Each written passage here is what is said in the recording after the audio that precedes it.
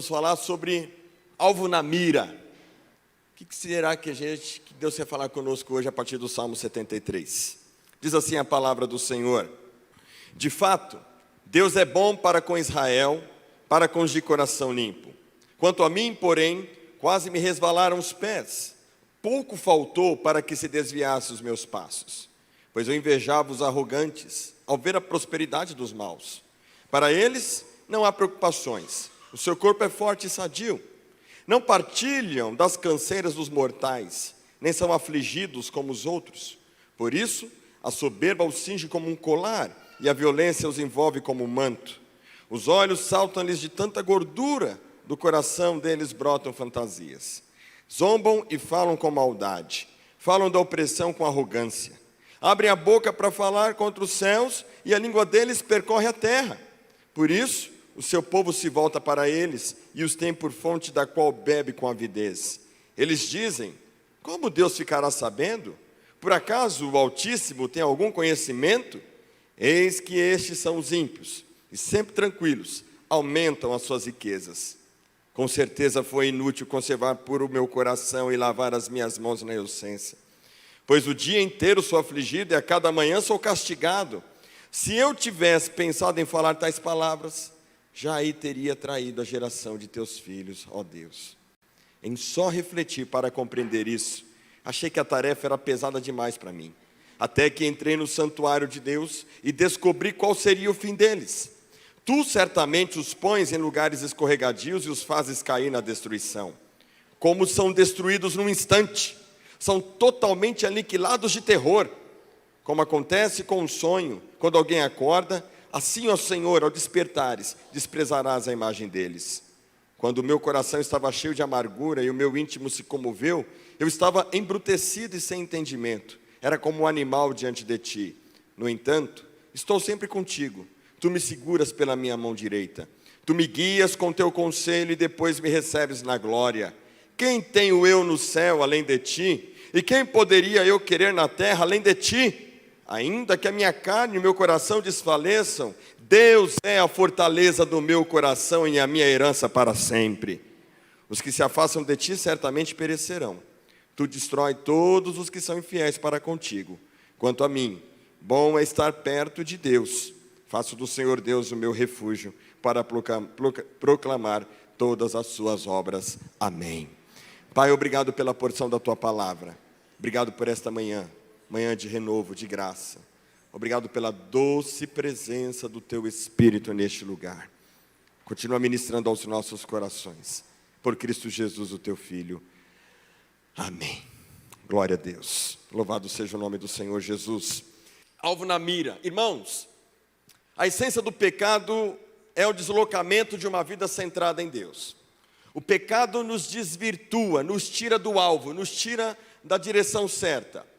O pecado tem a ver com esse desequilíbrio em que o homem tira o foco da mira certa, que é olhar para o céu, e traz o foco dele para o lugar errado, que é para o seu eu. Aliás, a palavra pecado vem dessa expressão em grego, hamartano, que significa, basicamente, errar o alvo. A palavra pecado significa errar o alvo, um objetivo determinado. Em suma, o que acontece é que quando Adão e Eva, aliás, os dois, Adão e Eva, eles focam em si, pensam em si, o foco deles muda de lugar e então o alvo deles erra a mira. A mira é o próprio Deus, o alvo é Deus. E esse é o problema, a essência da salvação, que consiste em focar a minha vida em Deus e centrar-me em Deus, tem como oposição o pecado, que nos faz, na verdade, errar o alvo. E o que é errar o alvo? Errar o alvo é ter uma vida centrada em si mesmo, uma vida colocada em si. Então a salvação, na verdade, o que consiste em salvação? A gente pensa em salvação muito da perspectiva de sair do inferno e ir para o céu. Tá bom, mas não é só isso, porque você tem uma caminhada. Salvação tem 3 aspectos. Eu fui salvo, quando entreguei minha vida para Cristo. Diga, eu fui salvo. Mas é o começo, porque você está sendo salvo. Diga, estou sendo salvo. Porque você está desenvolvendo a sua salvação. O que é isto? Você antes estava em oposição a Deus. Agora você se converteu, teve uma conversão, um arrependimento, se voltou para Deus. E você deve continuar neste processo de salvação. A salvação, em suma, para nós, é este processo de restauração da imagem de Cristo em nós. A gente viveu uma vida de santidade. As pessoas olharem para nós, na medida que a gente vai galgando degraus de maturidade, as pessoas olharem para nós e perceberem que nós estamos cada vez mais parecidos com Cristo. Porque quanto mais próximo do alvo, mais parecido me torno com Ele. Por isso estou sendo salvo. E um dia serei plenamente salvo. Eu serei salvo. Diga, serei salvo. Porque você vai estar lá no céu, plenamente, livre do poder do pecado. Livre do poder do pecado já estamos. Mas você estará livre da presença do pecado e desfrutando eternamente de Cristo e da sua presença na glória. Irmãos, então pensando nessa perspectiva, a gente olha para este salmo. E este salmo, ele é tido como, ele tem como autor Asaf. O autor desse salmo é um homem chamado Asaf. Quem foi Asaf? Asaf, ele era da tribo de Levi. Se vocês bem lembram, os levitas, tem lá as 12 tribos de Israel, aos levitas não lhes foi dado o direito de terra, de posse. O que eles tinham como direito era o Senhor.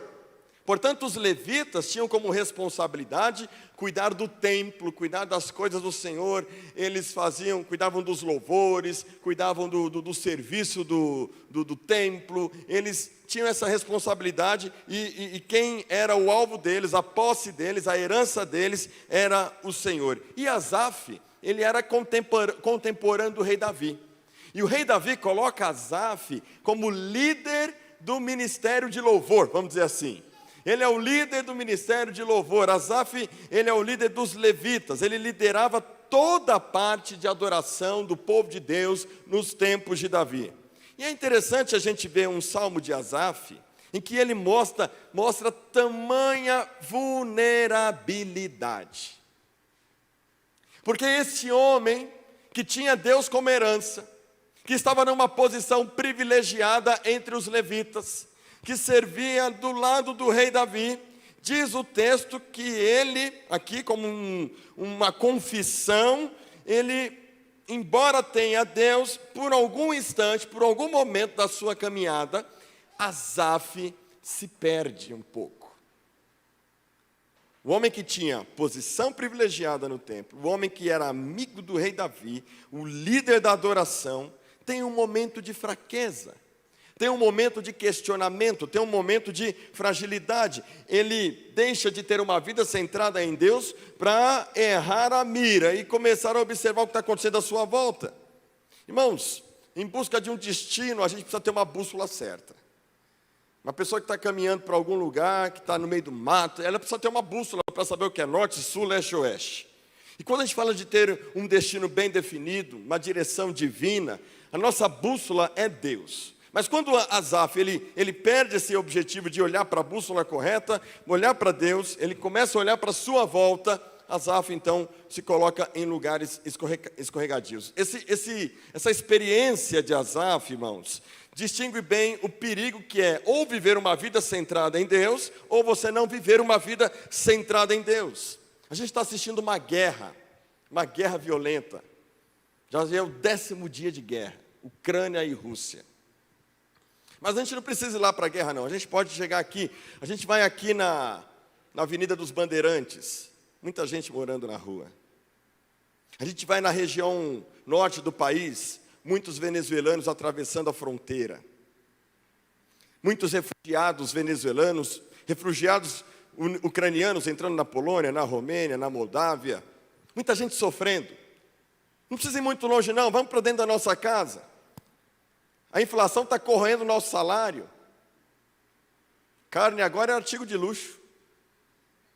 É verdade ou não é, irmãos?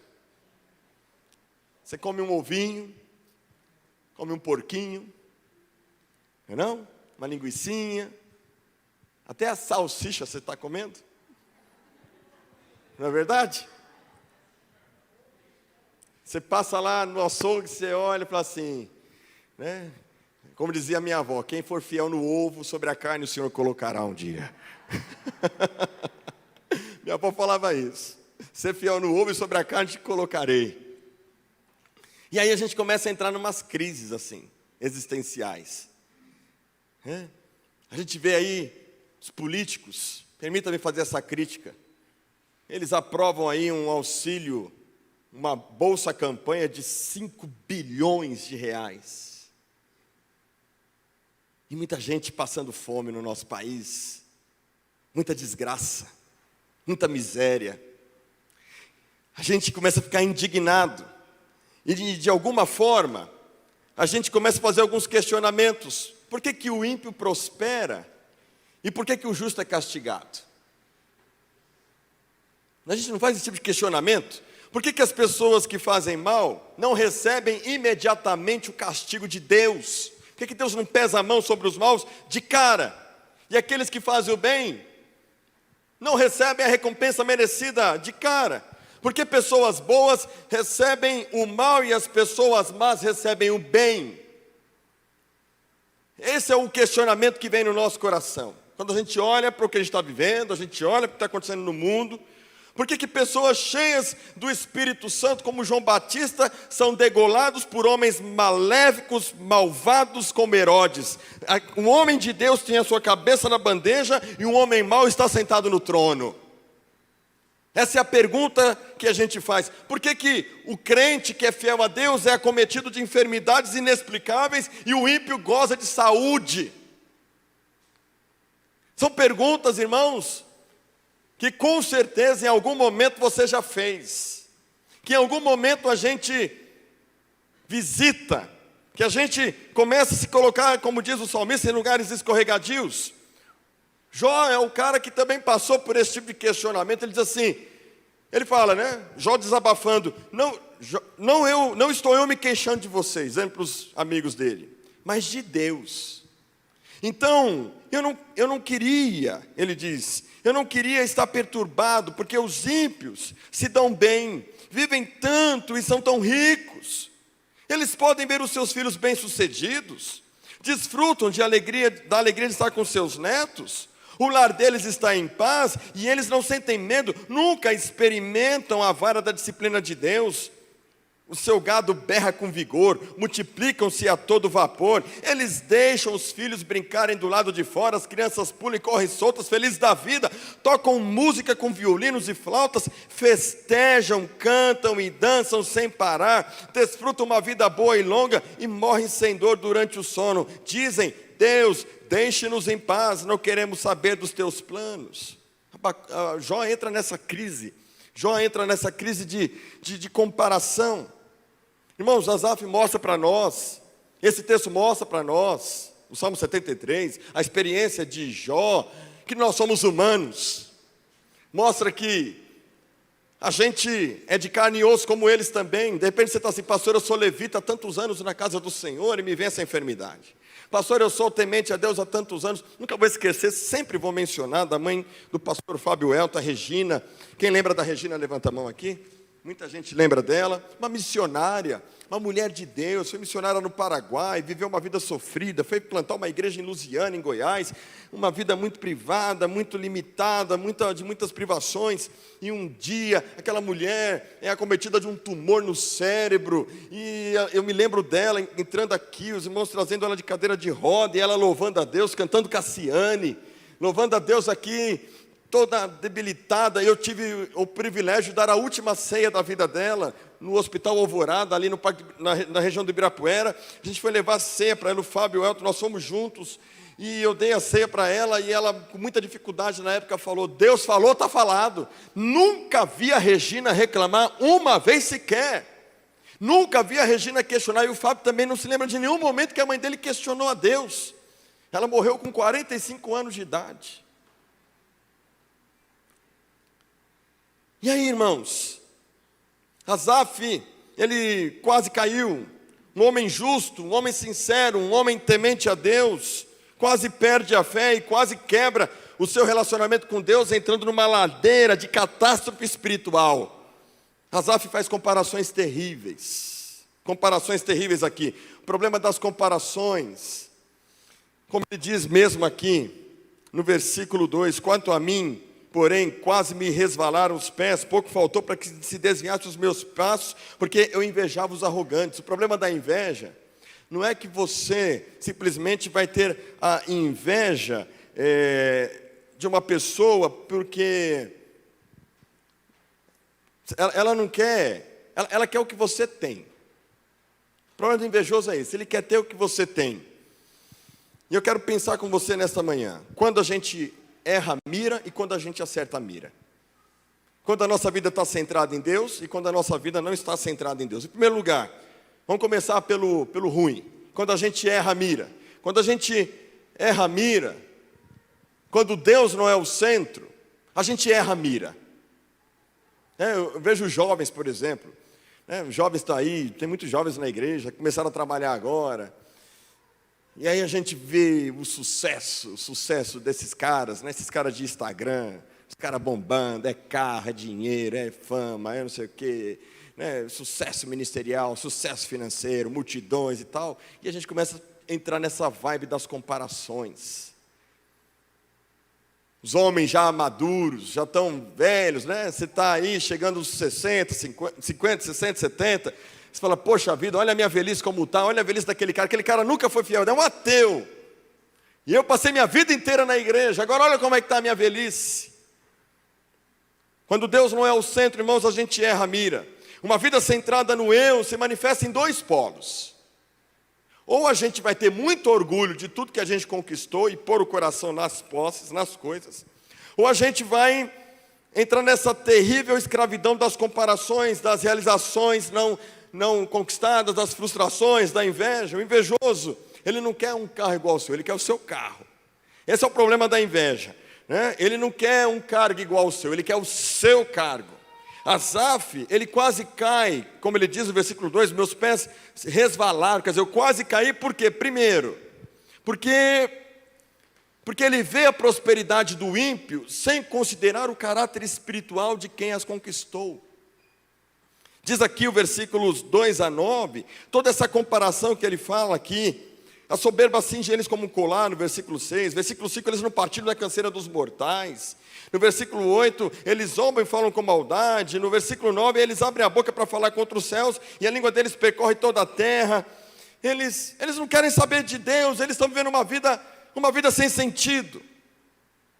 A crise de Asaf, irmãos, se dá porque ele olha para as posses, ele olha para a saúde, ele olha para o que o ímpio tem, mas ele não considera o aspecto espiritual dessas pessoas. Esse é o espírito desse mundo. Por isso que Paulo fala em Romanos capítulo 12, versículo 1 e 2, rogo-vos, pois, irmãos, pelas misericórdias de Deus, que apresentei os vossos corpos como sacrifício vivo, santo e agradável a Deus, que é o vosso culto racional. E o versículo 2 é a palavra de alerta para nós, para a gente não entrar nesse espírito.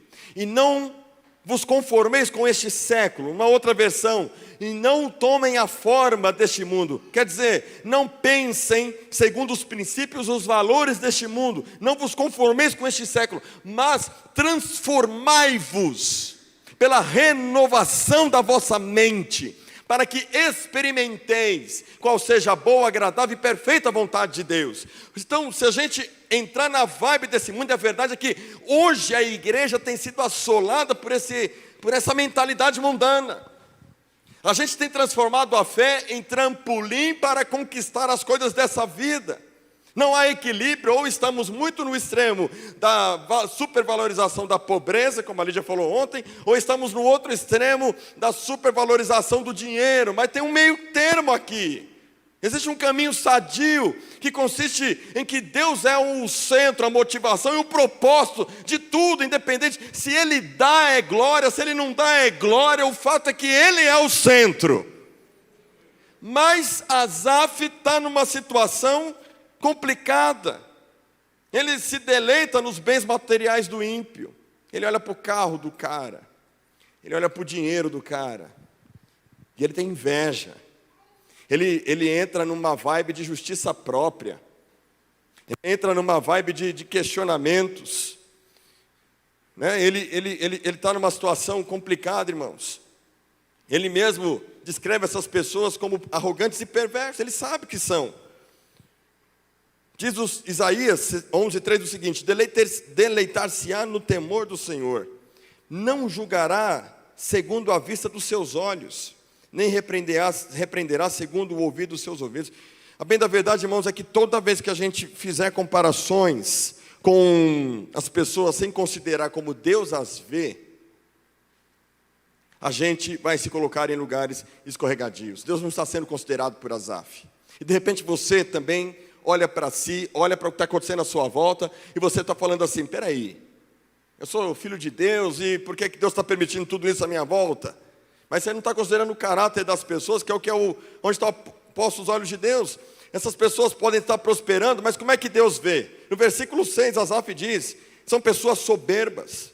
No versículo 8, ele diz que são pessoas que zombam e falam com maldade, são pessoas arrogantes. No versículo 9, ele diz que abrem a boca para falar contra os céus, quer dizer, são pessoas desbocadas. E Asaf tem inveja deles, pessoas que não têm uma vida centrada em Deus.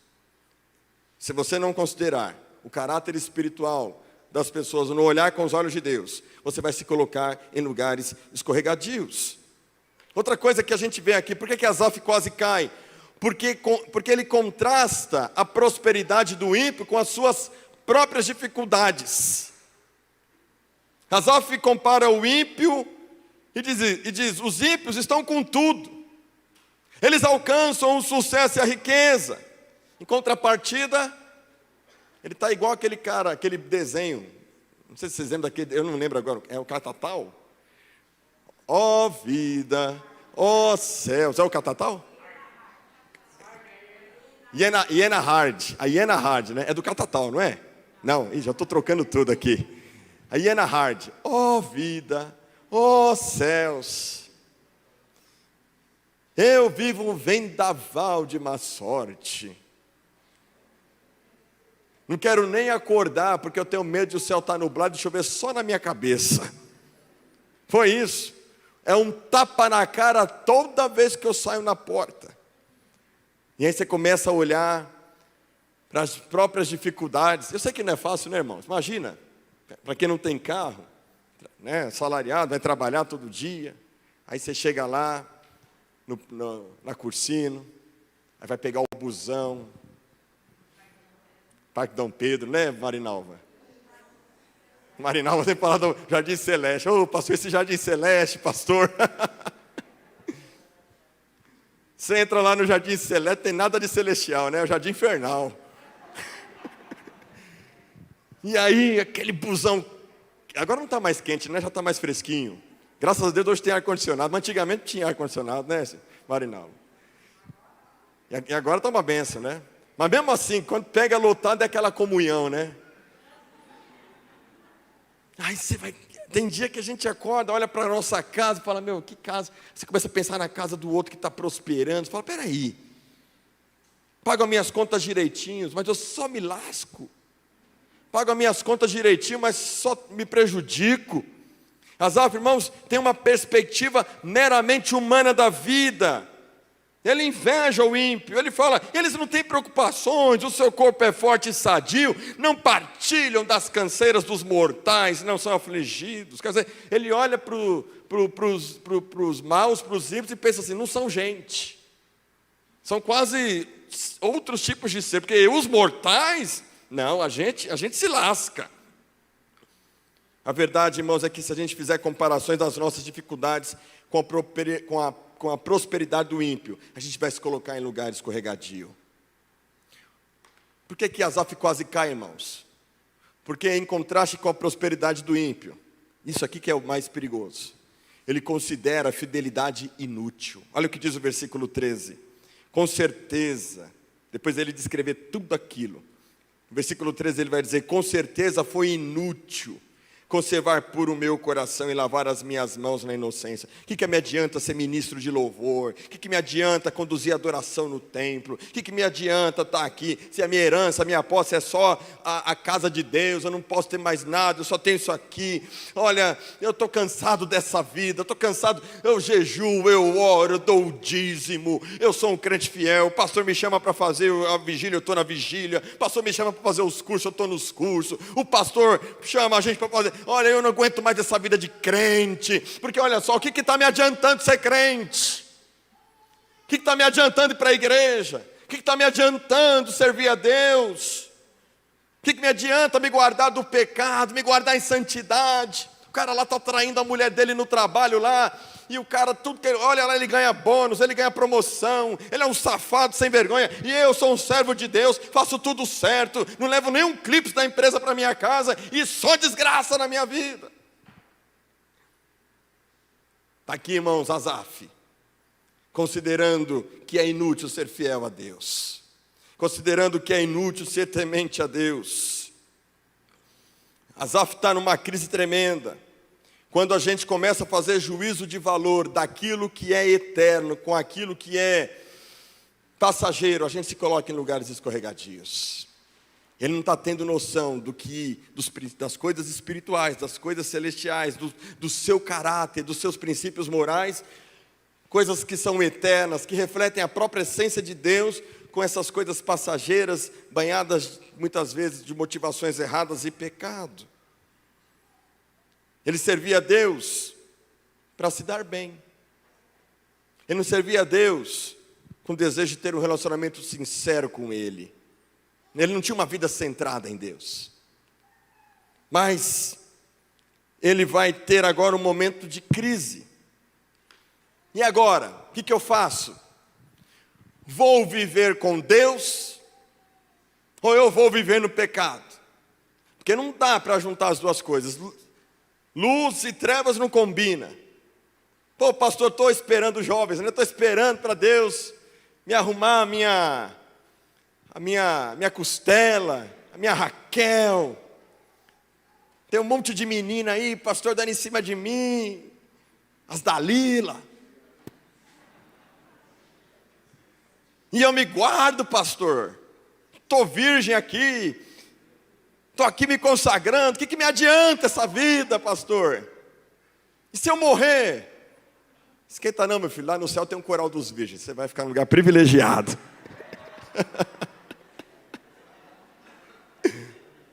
Posso ouvir um amém, Alex?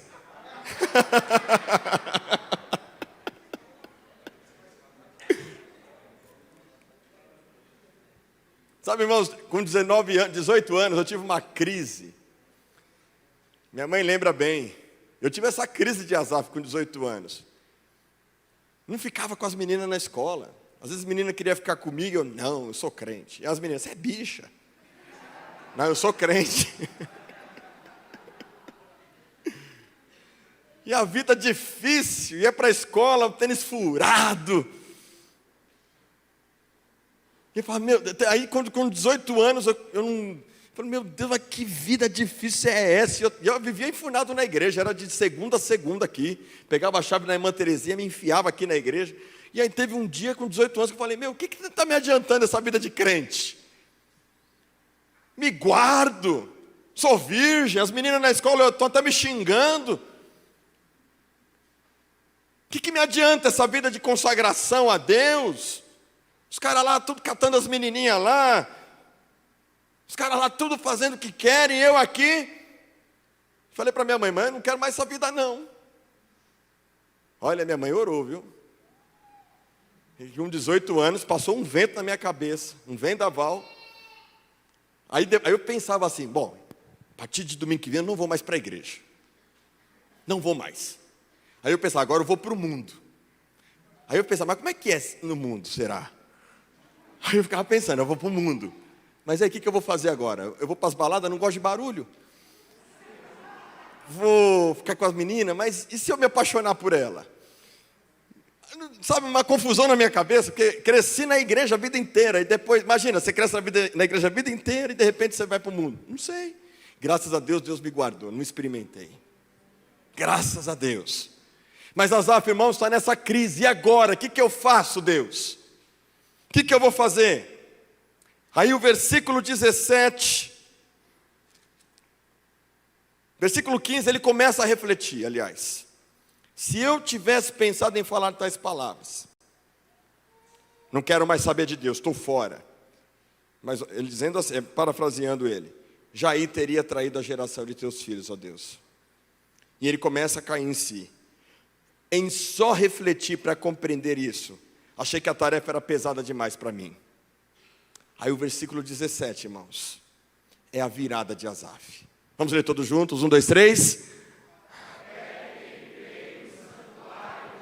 A transição na vida de Asaf se dá aqui no versículo 17, com essa palavrinha até. Até que entrei, o motivo pelo qual Asaf não vai cair está no versículo 23 que diz: no entanto, estou sempre contigo. Sabe por que Asaf não caiu? E sabe por que você ainda não caiu? Porque tu me seguras pela minha mão direita. O Senhor te segura. O Senhor te ama, Ele não desiste de você. Ele permite essas crises, sim. Permite. Até um esfriamento. E aí, irmãos, agora Asaf vai acertar a mira. Quando Deus é o centro, o alvo está na mira. Quando Deus é o centro, a caminhada começa a encontrar sentido. Primeira coisa que a gente vê é que Asaf, ele rompe com o egoísmo, no versículo 16. Em só refletir para compreender isso, achei que a tarefa era pesada demais. E aqui não é uma mera iluminação mental, porque ter uma iluminação mental não seria suficiente. Mas é uma iluminação moral. Ele percebe, irmãos, que esse egoísmo, essa autocomiseração, essa autocompaixão estava destruindo ele. Toda vez que você entra nesse espírito de vitimismo, de autocomiseração, é um lugar perigoso para te afastar de Deus. Mas Asaf, ele deixa de se ver como coitadinho. Asaf passa a se ver como alguém totalmente dependente de Deus, começa a discernir a vida, deixa de ter um enfoque no eu, naquilo que não tenho, naquilo que não possuo, deixa de ser uma vida pautada em comparações com o ímpio e transiciona para uma total confiança em Deus. Até mesmo uma pessoa bem-sucedida, se não tomar cuidado, ela se coloca em lugar escorregadio. Porque ela para de reconhecer que tudo que ela tem provém de Deus. E passa a dizer: foi o meu braço, foi a minha força. O grande problema de Asaf é que ele não reconhecia que tudo que ele tinha provinha de Deus. Mas a solução de Asaf está aqui. Sua capacidade vem de Deus. Asaf se volta para Deus. Por que ele se volta para Deus, irmãos? Versículo 15. Se eu tivesse pensado em falar tais palavras, Jair teria traído a geração dos teus filhos. Interessante, irmãos, que um dos processos para você não se colocar em lugares escorregadios é ter uma compreensão de que você pertence a uma família maior. Quando o crente para de congregar, quando ele para de comungar, ele deixa de contemplar os feitos de Deus, porque Deus se revela no corpo.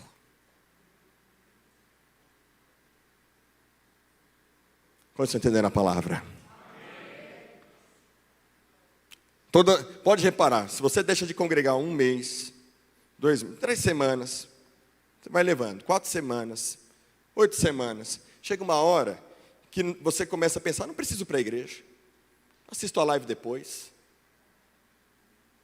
Você se acostuma, você se familiariza, e se esquece que vida cristã não é individualismo, vida cristã é coletivismo. E eu preciso que você venha, para que você não se coloque em lugares escorregadios e para que eu seja abençoado. O seu dom só faz sentido de existir quando você está no corpo. A gente falou isso no curso dos dons, na sexta-feira. Deus dá a cada um, a cada parte, individualmente, dons, para que o corpo, ajustado pelo auxílio de todas as juntas, diz Efésios 4, a gente possa funcionar como uma engrenagem perfeita. Vamos lá, vamos fazer isso só essa vez. Vira para o seu irmão e fala para ele assim: eu preciso de você. Você precisa de mim. E nós precisamos de Cristo. Até o fim.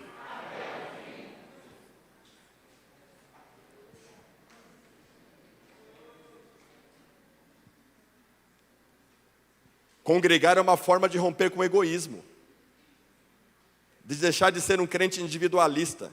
Não existe igreja sozinho. Diga comigo, sozinho não. O que mais, irmãos, Asaf vai fazer? Ele se volta para o próprio Deus. Versículo 17. Até que entrei no santuário de Deus. Asaf deixa de tratar Deus como objeto das suas especulações, e ele olha para Deus como de fato ele tem que ver. Deus é o centro, Deus é o propósito, Deus é a motivação. Então o que ele vai fazer a partir de agora? Ele vai adorar. Irmãos, não tem jeito, eu estou olhando para Deus e eu passo a adorá-lo, eu estou olhando para as circunstâncias e comparando a minha vida com a vida dos outros e questionando Deus. Só tem dois caminhos, duas realidades, duas perspectivas. O Senhor diz para você nesta manhã: levanta os teus olhos e olha para mim, olha para mim, olha para o alto. Leva os meus olhos para os montes, de onde me virá o socorro? O meu socorro vem do Senhor que fez os céus e a terra. Olha para o alto, meu irmão, olha para o Senhor, porque diz Isaías 45, 22, olhai para mim e sede salvos. Salmo 34, 5, olharam para ele e foram iluminados, e os seus rostos não ficarão confundidos. Quem olha para o céu tem o seu rosto brilhoso, porque a glória do Senhor brilha sobre ti. Se você está olhando à sua volta e está vendo que as coisas não estão fazendo sentido, levanta a cabeça. Levanta a cabeça, se volta para o próprio Deus, se volta para Ele. Asaf, irmãos, ele vê todo o pivô da sua crise com os olhos em Deus agora. Até que entrei no santuário do Altíssimo e descobri qual seria o fim deles. Agora, quando ele olha para Deus, olha que interessante, outro princípio aqui. Quando a gente olha para Deus, tudo que está acontecendo à nossa volta começa a ser explicado. Até que descobri. Se você quer entender o que está acontecendo, ainda que você não esteja compreendendo, olha para cima, porque é só olhando para cima que vem clareza. É só olhando para Ele que a clareza vem. Ele tem aqui, ele vê todo o pivô da sua crise. Qual é o pivô? Prosperidade dos ímpios. Como é que ele vê com os olhos de Deus? Ele vê o fim dos ímpios. Esses homens que vivem de momento terão o seu futuro desmoronado. É o que o texto diz. Vocês querem ver, ele diz, vocês querem ver na maldade, querem viver na maldade, então o fim é a rejeição pessoal da parte de Deus. Versículo 18 e 20.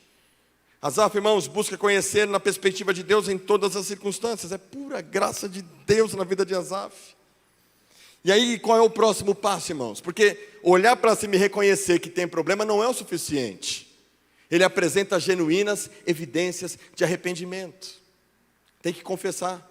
Sabia que essa incredulidade, essa justiça própria, esse egoísmo, se eu reconheço que existe uma raiz no meu coração, o próximo passo é confessar.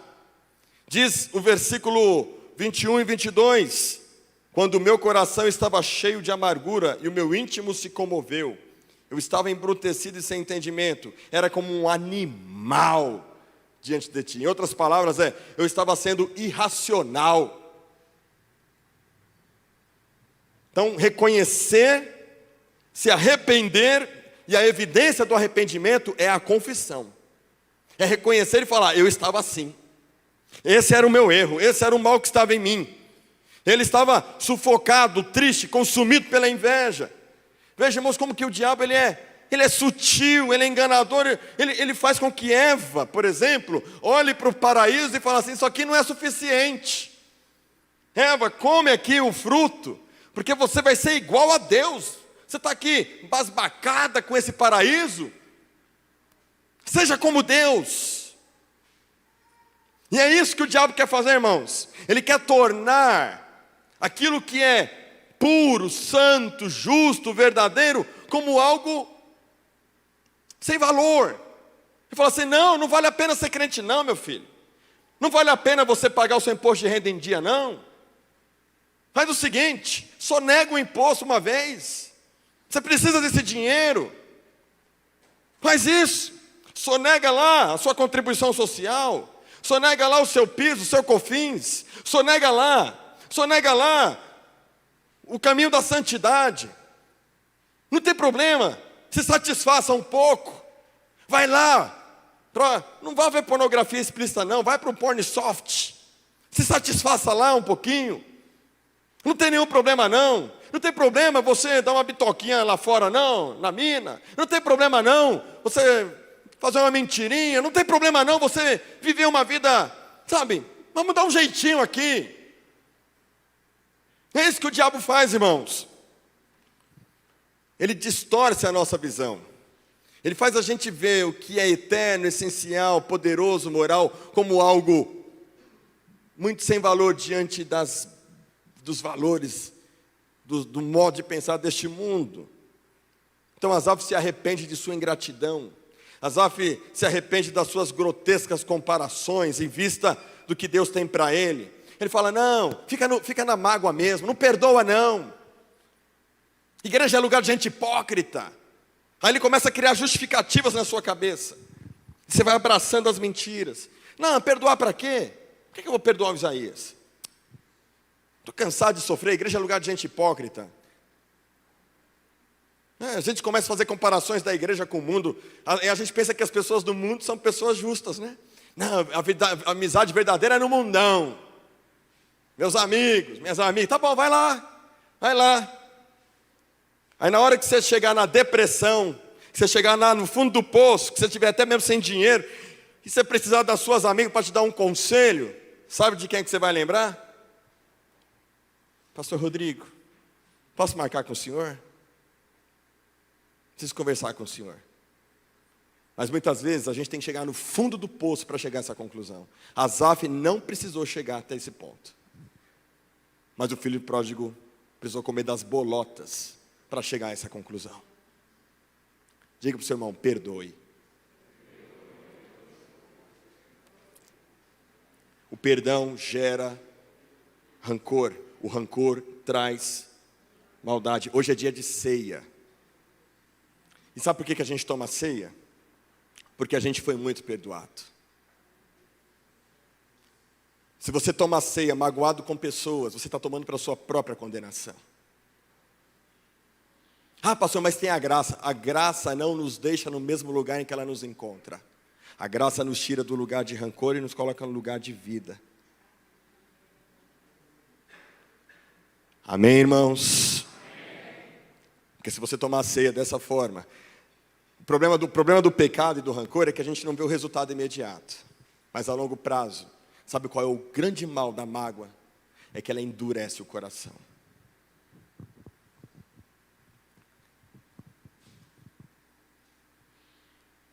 Hoje é tempo de cura. Hoje é tempo de santidade. É tempo de vida. Quem quer ver o poder de Deus descer nesse lugar? Então faça como Asaf. Sai da justiça própria e entra no caminho da graça. Para terminar, irmãos, o que Asaf faz? Ele se volta para a maior de todas as glórias. E aqui a gente tem um dos trechos mais lindos da Bíblia. Ter uma vida centrada em Deus. Ter uma vida cheia do Espírito Santo. Ter uma vida plena e abundante. É quando você olha para a sua volta, a tempestade está grande. O mundo está caindo do seu lado, mas você está olhando para o Senhor. Eu estava compartilhando ontem. Eu vi um testemunho na CNN essa semana de um padre que me impactou profundamente, irmãos. Um padre brasileiro está na Ucrânia. E esse padre brasileiro deu uma entrevista para a CNN Brasil. E ele foi questionado pela repórter: por que você não volta para o Brasil? Sabe o que aquele padre respondeu? Porque eu tenho uma vocação. Está escrito na Bíblia, em João capítulo 10, que o pastor, o verdadeiro pastor, ele não deixa as suas ovelhas perdidas. Quando o lobo vem, o mercenário é quem sai, é quem foge quando o lobo vem. Mas eu sou pastor desse rebanho. Eu não estou aqui por causa desse prédio. Pode cair uma bomba aqui e esse prédio vai cair, e eu não estou aqui por causa dele. Mas enquanto se tiver apenas uma ovelha do meu rebanho, eu vou permanecer aqui, porque o Senhor Deus está comigo aqui. Uma pessoa que tem um coração centrado em Deus consegue ver o poder, a presença, o cuidado de Deus no meio do caos. Asaf faz isso, irmãos. Ele diz assim, no entanto estou sempre contigo, tu me seguras pela minha mão direita, tu me guias com o teu conselho e depois me recebe na tua glória. Quem tenho eu no céu além de ti? E quem poderia eu querer na terra além de ti? Quem? O dinheiro, a fama, a posição, tudo isso é passageiro, tudo isso é efêmero, mas nós temos o Rei dos Reis, o Senhor dos Senhores, aleluia! Nós temos o Senhor. Ainda que a minha carne e meu coração desfaleçam, ainda que caia uma bomba na minha cabeça, aquele padre falando, irmãos, Deus é a fortaleza do meu coração e a minha herança para sempre, aleluia. Deus é a tua segurança, Deus é o teu guia, Deus é a tua glória. Tendo a Ele, nós temos tudo na terra. Como Paulo diz, o viver para mim é Cristo e o morrer é lucro.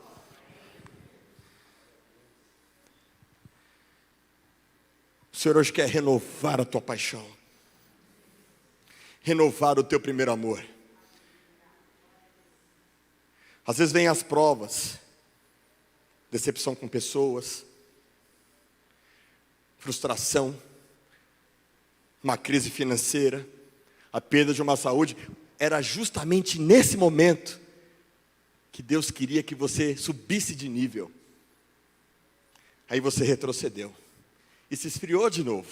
Cadê aquela paixão, aquele fervor, aquele sonho?